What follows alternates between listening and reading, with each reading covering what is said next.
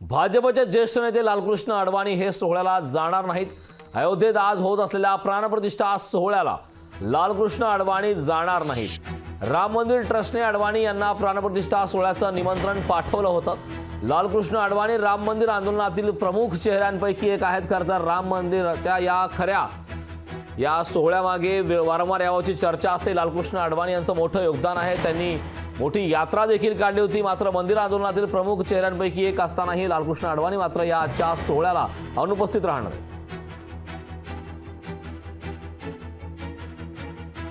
अडवाणी हे राम मंदिर आंदोलनातील प्रमुख चेहऱ्यांपैकी एक आहेत। मात्र आज होत असलेल्या या राम मंदिरातील प्राणप्रतिष्ठा सोहळ्याला ते अनुपस्थित राहणार आहेत अशी माहिती मिळते।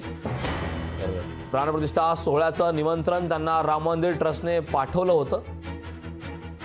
यावरचे ताजी अपडेट देण्यासाठी माझा सहकारी अक्षय मावळे माझ्यासोबत जोडलेला आहे।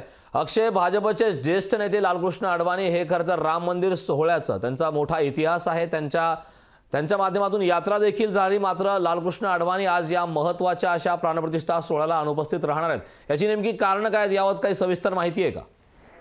नक्कीच कारण आपण जर बघितलं तर ज्यावेळी राम मंदिराचा मुद्दा सुरू होता आणि त्यावेळी जे आंदोलन झाले होते त्यामध्ये मुख्य चेहरा म्हणून लालकृष्ण अडवाणी यांना ओळखलं जातं। आणि आज जो अयोध्येमध्ये प्राणप्रतिष्ठा सोहळ्याचा जो कार्यक्रम होता आहे याचं निमंत्रण देखील राम मंदिर ट्रस्टने अडवाणींना पाठवलं होतं। मात्र त्यांच्या प्रकृतीच्या अस्वस्थतेमुळे आणि उत्तर प्रदेशमध्ये जर आपण थंडीचा जोर बघितला गेल्या अनेक दिवसांपासून कायम आहे आणि त्यामुळेच अडवाणी यांनी या सोहळ्याला अनुपस्थित राहिल्याचं जी आहे ते सांगितलं जाते।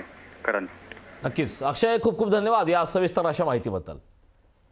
लालकृष्ण अडवाणी हे सोहळ्याला जाणार नाहीत अशा प्रकारची माहिती मिळते। लालकृष्ण अडवाणी हे राम मंदिर आंदोलनातील हे प्रमुख चेहऱ्यांपैकी एक आहेत। लोकशाही मराठी ऐका, पहा, जागरूक रहा।